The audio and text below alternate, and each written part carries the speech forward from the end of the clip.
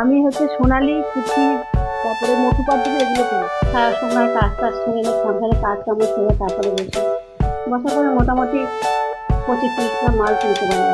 উপকার মানে যে নিজের হাত খরচা 2-4 পয়সা হয় বলে ছেলে মেয়েকে দিতে পারি।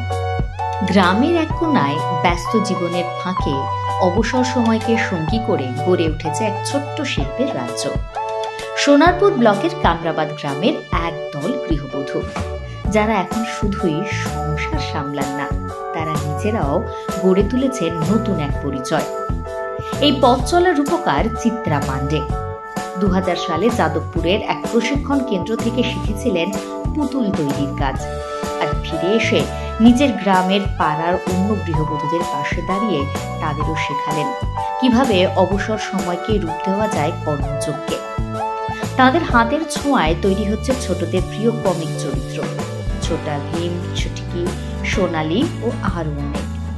এইসব পুতুল বানানো হয় বাড়ির ছোট্ট ঘরে বসেই, কিন্তু চাহিদা ছড়িয়ে পড়েছে রাজ্যের নানা প্রান্তে।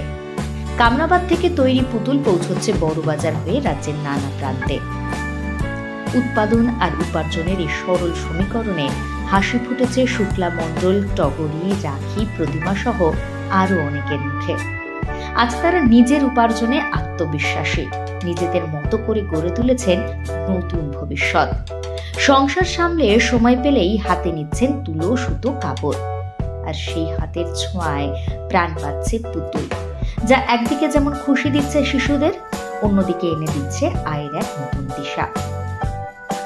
এই গল্প শুধুই পুতুল তৈরি নয়, এই গল্প আত্মনির্ভর হওয়ার, নিজেকে খুঁজে পাওয়ার।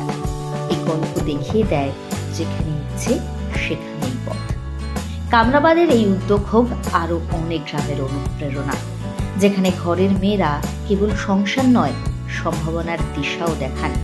আমি এটা বাড়িতে অনেকটা সময় পেতাম, অবসর সময়টা কাজে লাগানোর জন্য এই কাজটা আমি শুরু করেছি। এই কাজটা আমি শুরু করি 2000 সালে। এবার সেখান থেকে আমি কাজটা শুরু করে মেয়েদেরকে নিয়ে এসে ওদেরকেও কাজ দিই। ট্রেনিংটা আমি যাদবপুর থেকে একটা জায়গার থেকে ট্রেনিংটা নিয়েছিলাম, নিয়ে তারপরে আমি 3 মাস ট্রেনিং নেওয়ার পরে ঘরে কাজটা শুরু করি। ঘরেতে এসে সর্বপ্রথম আমি 1-2জনকে কাজ করাই, তারপর থেকে আস্তে আস্তে সব মেয়েদেরকে বুঝিয়ে কাজে নিয়ে, তাদেরও সময় ছিল অবসর সময়টা তাদের কাজে লাগানোর জন্য, তারাও কাজটা শুরু করলো, শিখিয়ে দিলাম। ওরা বাড়িতে নিয়ে গিয়ে মালটা সেলাই করে, কেউ প্যাডিং করে, কেউ ভরে, কেউ মালটা রেডি করে আমার কাছে দিয়ে যায়। আমি সেই মালটা আবার বাইরের দোকানে পাঠিয়ে দিই। বেশি আমি ভীম বানাই, চুটকি বানাই, সোনালী বানাই, মোটু পাতলু বানাই। এগুলো আমরা বড় বাজারে সাপ্লাই করি, হোলসেল মার্কেটে আমি পাইকারি দিই। এগুলোর তো চাহিদা মোটামুটি ভালোই আছে, বিভিন্ন জায়গায় তো ওখান থেকে ট্রান্সপোর্ট হয়ে যায়, আমরাও মালটা ট্রান্সপোর্টে পাঠিয়ে দিই। আমি দিদির বাড়ির পাশেই থাকি, তো এখানে অনেক রকমের কাজ হয়, তো আমি সন্ধানটা শুনে এখানে আসি। এটা করে উপকার আমার হাত খরচা মানে ওঠে মাসে 15 বছর হয়ে এরকম।